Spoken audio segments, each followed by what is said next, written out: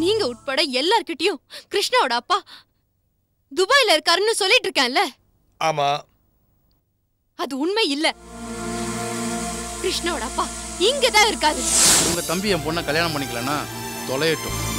அதனால நஷ்டம் அவனுக்கு தானே தவிர எனக்கு இல்லை. ஆனா இந்த கல்யாணம் நடக்கலைன்னா என் பெரிய பொண்ணு சௌந்தர்யாவை உங்க கூட அனுப்புறது இல்லைன்னு நான் முடிவு பண்ணியிருக்கேன். உங்களுக்கு உங்க பொண்டாட்டி முக்கியம்னா நீங்க இங்க வந்துருங்க, வீட்டோட மாப்பிள்ளையா. நீங்க வேணும்னா அந்த துளசியை விடலாம், ஆனா நான் அந்த துளசியை விடவே மாட்டேன்.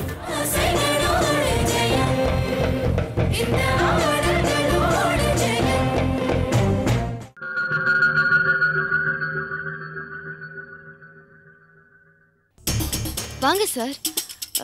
என்ன இவ்வளவு தூரம் வீடு வரைக்கும் வந்திருக்கீங்க? ஏதாவது முக்கியமான விஷயமா? கான்ஃபிடென்ஷியல் விஷயமா? என்ன சார்? துளசி, நீ நல்ல நடிகை. பத்மா உன்னை நம்பாதன்னு சொல்றப்போ அவ தேவையில்லாம சொல்றான்னு நினைச்சேன். ஆனா இப்பதாண்டி எனக்கு தெரியுது உன்னுடைய நடிப்பு ஜாலம். ஏன் வந்ததும் வரதுமா இவ்வளவு கோவமா பேசுறீங்க? என்ன நடந்துச்சு? என்ன நடந்துச்சு நோக்கு தெரியாதா?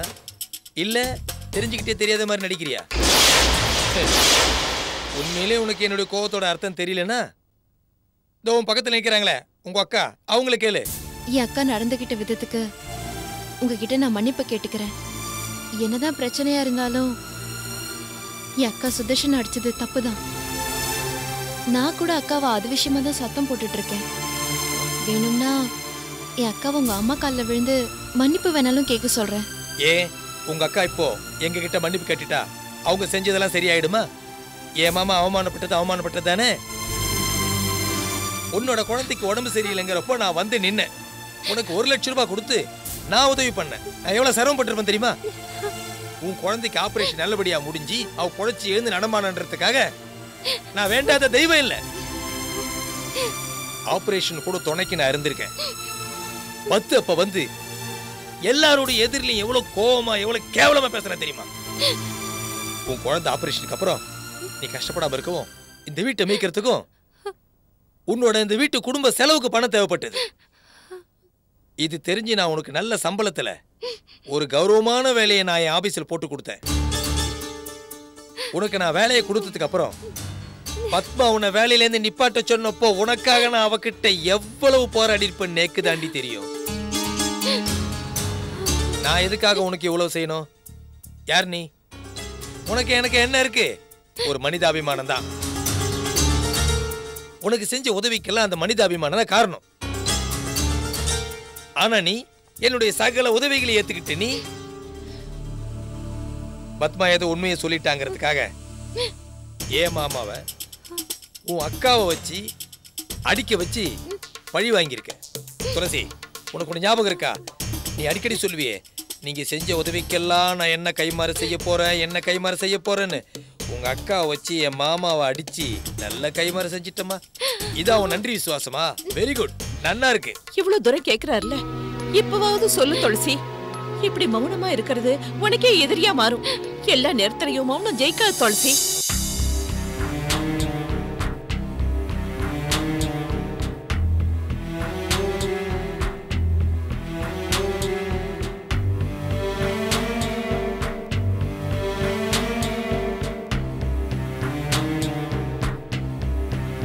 சௌந்தர்யா, நடந்த நிகழ்வுக்காக நான் உங்ககிட்ட மன்னிப்பு கேட்டுக்கிறேன்.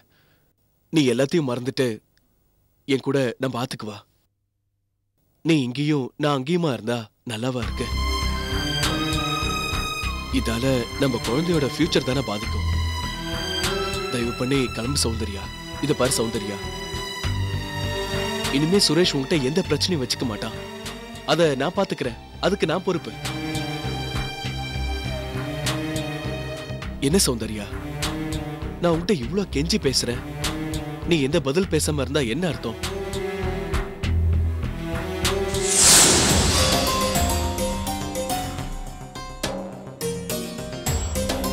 மாமா, நீங்க பெரியவங்க, எத்தனையோ நல்லது கெட்டதா பார்த்தவங்க. நான் சொல்லி நீங்க தெரிஞ்சுக்க வேண்டிய அவசியம் இல்ல. சௌந்தர்யா என் மனைவி, என் வீட்டுல இருந்தா தானே அவளுக்கு நல்லது. அதானே நம்ம தமிழ் பண்பாடு. அதை விட்டுட்டு அவ இங்க இருந்தா நல்லாவா இருக்கு? மாப்பிள்ள, நீங்க பேசுறது நியாயம்தான். உங்க வீட்டில் வாழற மாதிரி சூழ்நிலை இருந்தா அவையே இங்க வரப்போறா? நீங்க அவளை ஏதாவது பேசியிருந்தா கூட பரவாயில்ல. ஆனா உங்க தம்பி அவளை உதாசீனப்படுத்திட்டாரு. அவ எங்க போவா? இங்கதானே வருவா. உங்க வீட்டில் இருக்கிற ஆளுங்களை முதல்ல திருத்துங்க. அதுக்கப்புறம் என் பொண்ணு அங்க வந்து வாழறத பத்தி யோசிக்கலாம். மாமா, நடந்தது ஒரு சின்ன விஷயம். அதை ஏன் இவ்ளோ பெருசுப்படுத்துறேன்னு எனக்கு தெரியல மாமா. இப்பவாவது நீ உன் மௌனத்தை உடைச்சிட்டு இப்பவாவது உன்னை சுத்தி போட்டிருக்கிற வளையத்தை விட்டுட்டு வெளியில வா. என்ன பெருசா கோடு வளையம் அப்படின்னு பீடிகெல்லாம் போட்டு பேசுறீங்க? நான் பண்ண உதவியெல்லாம் விட்டுட்டு கடைசியில உன் குழந்தைய ஸ்கூல்ல சேர்த்து விடுறதுக்கு நான் எவ்வளவு சிரமப்பட்டிருப்பேன் தெரியுமா? அந்த ஒரு நன்றிக்காவது நீ என் வீட்டு மனுஷாள்கிட்ட மரியாதையோடு நடந்திருக்க வேண்டாமா? உனக்கு ஒண்ணு தெரியுமா துளசி? ஒரு நாள் உன்னை பத்தி பத்மாவும் மாமாவும் தப்பு தப்பா பேசினப்போ எங்க அம்மா என்ன சொன்னாங்க தெரியுமா? அப்படி எல்லாம் பேசாதீங்க, துளசி ரொம்ப நல்லவன், அவ என் பொண்ணு மாதிரி உனக்கு சப்போர்ட்டா பேசினாங்க. ஆனா இப்போ நீ என்னோடு சேர்த்து எங்க அம்மா முகத்தினையும் கரிய பூசிட்டியே. பரவாயில்ல துளசி, தமிழ்ல நன்றின்னு ஒரு அழகான ஒரு வார்த்தை இருக்கு. அந்த வார்த்தை இதுக்கு முன்னாடி நீ கேள்விப்பட்டிருக்கியா? கேள்விப்பட்டிருக்க மாட்டேன். இல்ல, நன்றிக்கு உனக்கு என்ன அர்த்தம் தெரியுமா? அதெல்லாம் உனக்கு எங்கடி தெரிய போகுது? பத்மாவும் மாமாவும் சொன்ன மாதிரி உன் பொறப்பு அப்படி. பணத்துக்காக பல்ல காட்டுறவ தாண்டி நீ. உன்கிட்ட நன்றி விசுவாசத்தை எதிர்பார்த்தது என்னோட தப்பு தாண்டி. இப்ப நீங்க பேசுனீங்கல்ல, என் பொறுப்பை பத்தி அசிங்கமா உங்க மாமா பேசினதுனாலதான் எங்க அக்கா பொறுக்க முடியாம அடிச்சிருக்கா. ஓ, உங்க பொறுப்பை பத்தி பேசினா யாரா இருந்தாலும் அடிச்சிருவீங்களோ? இப்ப நான் சொல்றேன், நீ தாசி குலத்துல பிறந்ததால தானே நீ இப்படி எல்லாம் நடந்துக்கிற. எங்க என்ன அடி அடிடி. அவர் இவ்வளவு தடவை பேசுறாருல துளசி, சொல்லு துளசி, என்ன நடந்தது ஏது நடந்ததுன்னு சொல்லு துளசி. நானும் வந்ததுல இருந்து பாக்குறேன், உங்க அக்கா என்ன நடந்துச்சு சொல்லு, என்ன நடந்துச்சு சொல்லுன்னு டிராமா பண்ணிட்டு இருக்காங்க. தெரியாமதான் கேக்குறேன், அப்படி என்னதான் நடந்தது? ப்ளீஸ் சார், என்ன வற்புறுத்தாதீங்க. என்ன நடந்துச்சுன்னு சொன்னேன்னா அப்புறம் உங்களால தாங்க முடியாது. நான் தாங்குறனா இல்லையாங்கிறத அப்புறம் பாத்துக்குவோம். நீ முதல்ல விஷயத்த சொல்லு. இதப்பா துளசி, நீ விஷயத்த சொல்லலன்னா நான் இங்க இருந்து போக மாட்டேன்.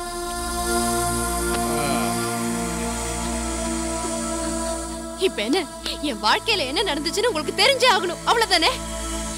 எந்த ரகசியத்தையும் ரொம்ப நாள் மூடி மறைக்க முடியாது. நானும் என்ன பத்தின ரகசியத்தை ஒரு நாள் வெளியே சொல்லிதானே ஆகணும். சொல்றேன், கேட்டுக்கோங்க. சொல்லு. நீங்க உட்பட எல்லார்கிட்டயும் கிருஷ்ணாவோட அப்பா துபாயில இருக்காருன்னு சொல்லிட்டு இருக்கேன்ல. ஆமா. அது உண்மை இல்ல. கிருஷ்ணாவோட அப்பா இங்கதான் இருக்காரு. மாப்பிள்ள, இது உங்களுக்கு வேணா சின்ன பிரச்சனையா இருக்கலாம், ஆனா எங்களுக்கு பெரிய அவமானம். இந்த பிரச்சனை தீரணும்னா நான் சொல்றபடி கேளுங்க. சொல்லுங்க மாமா, எதுவா இருந்தாலும் நான் உங்க பேச்சை கேட்டு நடந்துக்கிறேன். முதல்ல நீங்க உங்க வீட்டுக்கு போங்க. உங்க வீட்டுல பேசி என் 2வது பொண்ணு வந்தனாவை கல்யாணம் பண்ணிக்க உங்க தம்பி சுரேஷ் கிட்ட சம்மதம் வாங்கிட்டு வாங்க. அதுக்கப்புறம் சௌந்தர்யா அவனை அனுப்பி வைக்கிறேன். வந்தனாவை உங்க வீட்டுக்கு அனுப்பி வைக்கும் போது சாதாரணமா அனுப்ப மாட்டேன். இந்த சொத்துல பாதிய உங்க தம்பி பேர்ல எழுதி அந்த ரிஜிஸ்டர் பத்திரத்தோடு அனுப்பி வைக்கிறேன். மாப்பிள்ள, நான் ஏன் இவ்வளவு பிடிவாதமா இருக்கேன்னு தெரிஞ்சுக்கிங்க. சின்ன பொண்ணுக்கு பெரிய பொண்ணும், பெரிய பொண்ணுக்கு சின்ன பொண்ணும் ஆதரவா இருக்கணும், ஒரே வீட்டில் இருக்கணும்னு நான் ஆசைப்படுறேன். அதுக்காக தான் நான் இவ்வளவும் செய்யறேன். மாப்பிள்ள, சீக்கிரம் முடிவெடுங்க. மாமா, வந்தனா சுரேஷ் கல்யாணத்தை பொறுத்த வரைக்கும் எனக்கு எப்பவும் ஓகே தான். ஆனா சுரேஷ் இதுக்கு சம்மதிக்க மாட்டேன்னு சொல்றானே. ஏன்னா கட்டிண்டு வாழ போறது அவன் தானே மாமா. ஓகே, உங்க தம்பி என் பொண்ணை கல்யாணம் பண்ணிக்கலன்னா தொலையட்டும். அதனால நஷ்டம் அவனுக்கு தானே தவிர எனக்கு இல்லை. ஆனா இந்த கல்யாணம் நடக்கலைன்னா என் பெரிய பொண்ணு சௌந்தர்யாவை உங்க கூட அனுப்புறதில்லைன்னு நான் முடிவு பண்ணியிருக்கேன். உங்களுக்கு உங்க பொண்டாட்டி முக்கியம்னா நீங்க இங்க வந்துருங்க, வீட்டோட மாப்பிள்ளையா. உங்களுக்கு வேண்டிய எல்லா சௌகரியத்தையும் நான் பண்ணித்தரேன். இதுதான் என் முடிவு. இதுக்கப்புறம் நீங்க தான் முடிவு பண்ணணும். இந்த ரெண்டுத்துல நீங்க எதை முடிவு பண்ணாலும் எனக்கு சந்தோஷம்தான். நீங்க போலாம். சௌந்தர்யா, நீ போமா உள்ள. சௌந்தர்யா, இன்னும் ஏன் நிக்கிறீங்க? சீக்கிரம் போய் முடிவு பண்ணுங்க. மாமா ப்ளீஸ் கிளம்புங்கன்னு.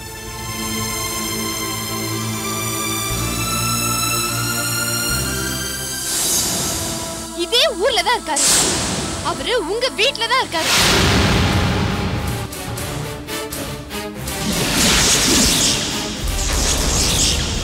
துளசி, என்ன சொல்றீங்க? அவர் வேற யாரும் இல்ல, உங்க மாமா சுதர்ஷன் தான்.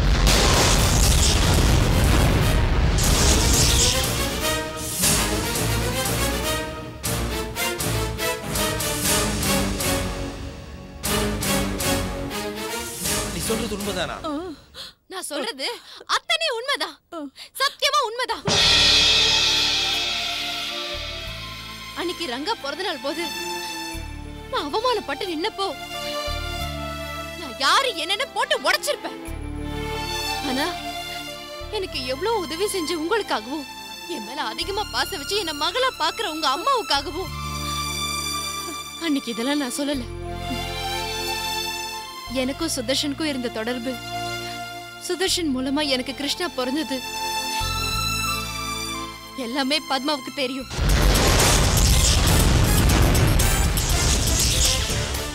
பத்மாவுக்கு தெரியுமா? எல்லாரும் முடி வச்சு என்ன ஏமாத்திட்டீங்கல்ல துளசி. என்ன மன்னிச்சிரு துளசி. உண்மை என்னன்னு தெரியாம உங்களை ஏதோ பேசிட்டேன். ஆனா நான் உங்களை பேசுனது கூட ஒரு விதத்தில் நல்லதுதான். நான் இன்னைக்கு ஓப்பனா பேசுனதால தானே உண்மையை வாய் தரும் சொன்னீங்க. உள்ளூர்லயே சுதர்சன் மாமா இருந்து நீங்க எல்லார்கிட்டயும் உங்க ஹஸ்பண்ட் துபாயில இருக்கிறதா சொன்னப்போ உங்க மனசு எவ்வளவு வருத்தப்பட்டு இருக்குன்னு என்னால புரிஞ்சுக்க முடியுது. சொந்த அப்பா ஊர்ல இருந்து அப்பா யாருன்னே தெரியாம வளர்ற கிருஷ்ணாவுடைய ஏக்கம் எனக்கு புரியுது.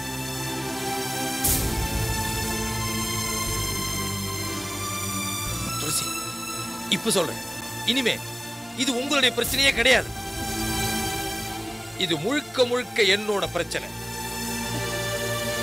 உங்களையும் சுதர்சன் மாமாவையும் சேர்த்து வைக்கிறதா என்னுடைய முழு நேர வேலையே. அதுக்கான ஆட்டத்தை நான் இப்பவே தொடங்கிறேன். துளசி, நீங்க தைரியமா இருங்க.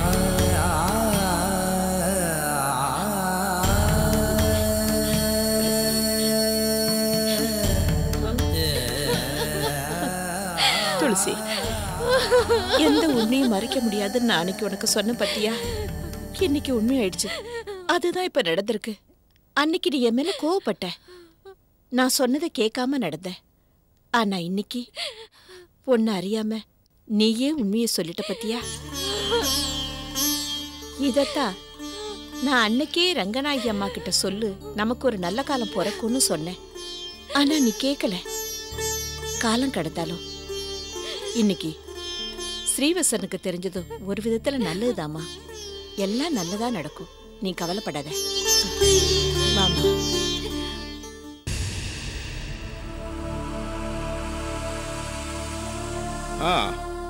அந்த கம்பெனி சிக்யூரிட் ஆச்சுன்னா அது ஏன் என்கிட்ட சொல்றீங்க? ஏன் பாஸ் கிட்ட இந்த விஷயத்தை டிஸ்கஸ் பண்ணல? இதை என்கிட்ட சொல்ல வேண்டாம். எல்லா மேட்டர்ஸும் பாஸ்கர் தான் கவனிக்கிறார். நீங்க கம்பெனி விஷயமா என்ன எதுக்குமே தொந்தரவு பண்ணாதீங்க. ரைட்? வாமா கௌசல்யா, எப்படிமா இருக்க? நல்லா இருக்கேன். உட்காருமா. இப்படி சந்தோஷமா முகத்தை பார்க்கும்போது எனக்கு எவ்வளவு நிம்மதியா இருக்கு தெரியுமா? சஞ்சய் இறந்ததுக்கு அப்புறம் இவ்வளவு நாள் கழிச்சு இப்போதான் உன் முகத்துல சந்தோஷத்தை பார்க்கறேன். உன்னை இப்படி சந்தோஷமாகவும் உற்சாகமாகவும் பார்க்கும்போது எனக்கு என் மகன் சஞ்சயை பார்த்த மாதிரி இருக்கு. உன் முகத்துல இப்போ தெரியுற சந்தோஷம் எப்பவும் நிலைக்கணுமா?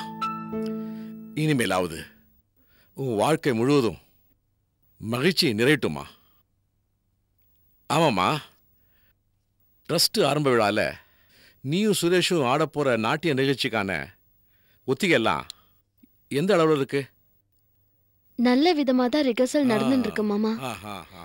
சுரேஷும் என்னோட சேர்ந்து ஆடினா நிகழ்ச்சி இன்னும் சிறப்பா இருக்கும்னு சொல்லிதான் அவரண்ட என் விருப்பத்தை சொன்னேன். அவரும் ஓகே சொல்லிட்டார்.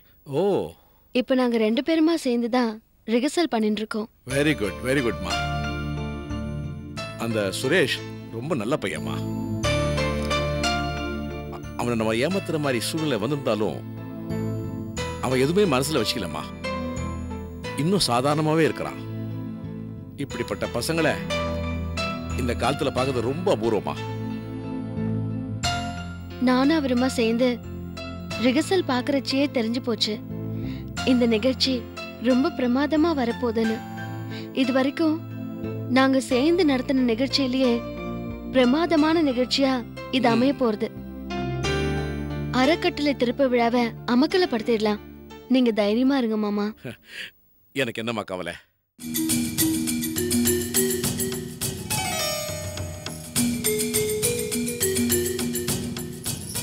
என் பிள்ளையாண்டா என்னமோ போருக்கு போற சிப்பாயாட்டம் வீரமா கிளம்பி போனா, இன்னும் ஆளையே காணுமே.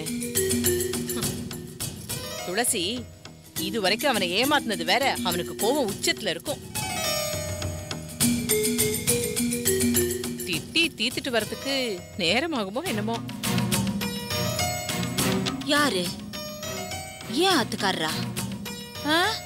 துளசியை திட்ட போயிருக்காரா? இருக்கட்டும் இருக்கட்டும். இங்க வீரமா பேசிட்டு போயிட்டு இந்நேரம் அவகிட்ட அங்க சரண்டர் ஆயிருப்பார். ஏண்டி, நீ என்னைக்கு தாண்டி நல்ல விதமா சிந்திச்சிருக்க? எப்போ உன் புத்தி குறுக்கு வழியா தான் போகும். இப்படியே என்னையே குத்தும் சொல்லிட்டு இருங்கோ. அன்னைக்கு துளசியை விட மாட்டேன் அப்படின்னு சொல்லி நீங்க வேகமா போனேலே, வந்து என்ன சொன்னேள்? துளசி ரொம்ப நல்லவ, அவளை யாரோ ஏமாத்திட்டான். அதனால ஸ்ரீவத்சன் அவளுக்கு இந்த மாசத்துல இருந்து சம்பளத்தை 2000 ரூபாய் கூட்டி கொடுப்பான்னு சொன்னேன். அதே மாதிரி என் ஆத்துக்காரரும் அங்க இருந்து இங்க வந்து என்ன சொல்ல போறார் தெரியுமா? அம்மா அம்மா, துளசி மேல தப்பே இல்ல, அவ அக்கா மேலயும் தப்பே இல்ல அப்படின்னு சொல்ல போறார். அவர் சொல்றதை கேட்டுட்டு நீங்களும் இப்படி இப்படின்னு தலையாட்டிட்டு இருப்பேன். இந்த ஆத்துல இதுதானே நடக்கிறது. அதை பார்த்துட்டு நானும் தான் இருக்கேனே.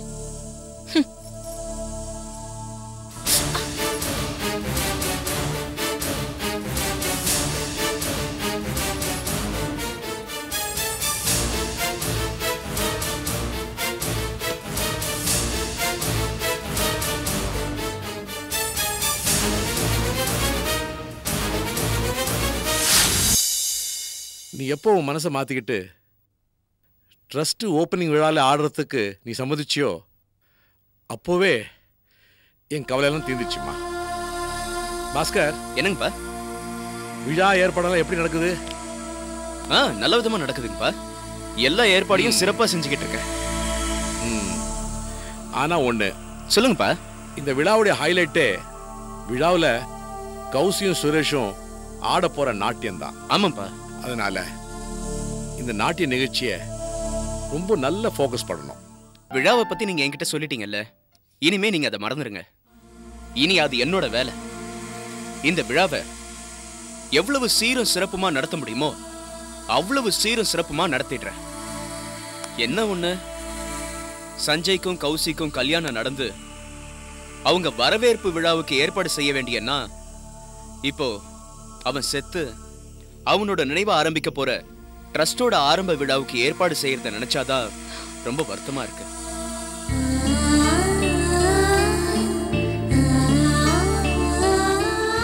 கௌசிமா, நீ சஞ்சய்க்காக வருத்தப்பட்டு வடிச்ச கண்ணீர் எல்லாம் போதும்.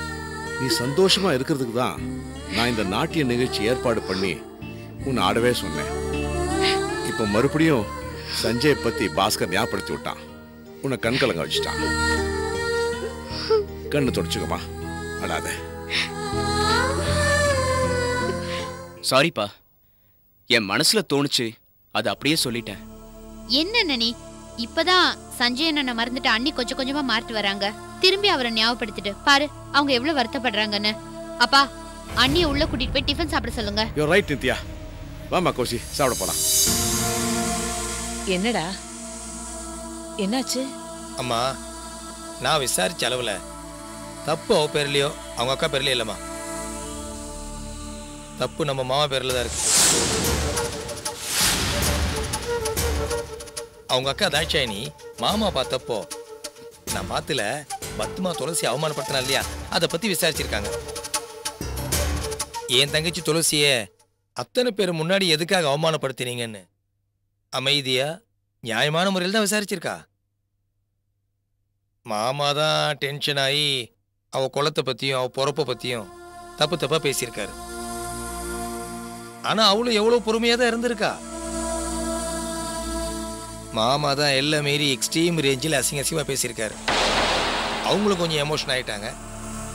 அந்த எமோஷன்ல தான் கொஞ்சம் டென்ஷன் ஆகி மாமாவை அடிச்சிருக்காங்க. மாமாவை அடிக்கணும்னோ அப்படி அவமானப்படுத்தணும்னோ திட்டமெல்லாம் பண்ணல. இது ஒரு எதேச்சே நடந்த விஷயம். அதான பார்த்தேன். அந்த துளசி அப்படிப்பட்ட பொண்ணு கிடையாதே. தாட்சாயினியும் நம்ம குடும்பத்து ஆட்களை பார்த்தா அப்படியே பொட்டி பாம்பாட்டும் அடங்கிதானே இருப்பா. அவளா இப்படிலாம் நடந்துட்டான்னு நேக்கும் ஆச்சரியமா தான்டா இருந்தது. இப்ப நீ சொன்னதுக்கு அப்புறம் தான் நேக்கே உண்மை புரியறது. டேய் சுதா, இங்க வாடா. உட்கார். இனிமே நீ தாட்சாயினின்னு இல்ல. எந்த பொம்னாட்டிக்கிட்டையும் இப்படி நடந்துக்காத. அதுவும் இல்லாம யாரையுமே பிறந்த குலத்தை வச்சு எடை போட்டு நீ பேசாத. குலம் தாழ்த்தி சொல்லல் பாவம்னு பாரதியார் சொல்லிருக்காரா? அதே பாரதியார் தான் ரௌத்ரம் பழகுன்னு சொல்லியிருக்கார். அவ என் ஆத்துக்காரருக்கு வலை விரிச்சு அபகரிக்க பாப்பா. நான் அதை பார்த்துட்டு தேமேன்னு நிக்கணுமா? நீங்க வேணும்னா அந்த துளசியை விடலாம். ஆனா நான் அந்த துளசியை விடவே மாட்டேன். ஏய், என்ன விடாம என்னடி பண்ண போற? நான் என்ன பண்ண போறேன்னு உங்ககிட்ட சொல்ல வேண்டிய அவசியமே இல்ல. இப்ப என்ன, துளசி உங்களுக்கு நல்லவ. அப்படியே இருந்துட்டு போட்டோம். இதத்தானே நான் இவர் வர்றதுக்கு முன்னாடி சொல்லிட்டு இருந்தேன். இவர் இங்க வருவார், துளசிக்கு ஆதரவா ஏதாவது சொல்லுவார். நீங்களும் அதையெல்லாம் கேட்டு இப்படி தலையை ஆட்டுவேள். நடந்துடுத்தா? தர்மத்தின் வாழ்வதனை சூது கவ்வும், ஆனால் தர்மம் மறுபடியும் வெல்லும். அக்கா, பத்மா சொல்றதுதான்க்கா கரெக்ட். நீயும் ஸ்ரீவத்சனும் இருட்டறைக்குள்ள கருப்பு பூனையை தேடின்னு இருக்க. துளசியை நல்லவன் ப்ரூவ் பண்றதுக்கு ஸ்ரீவத்சன் கஷ்டப்படுறான். நீயும் அவன் பேச்சை கேட்டு ஆடுற. ஆனா நீ எவ்வளவுதான் ட்ரை பண்ணாலும் அவன் நல்லவன் ப்ரூவ் பண்றதுக்கு உன்னால முடியாது.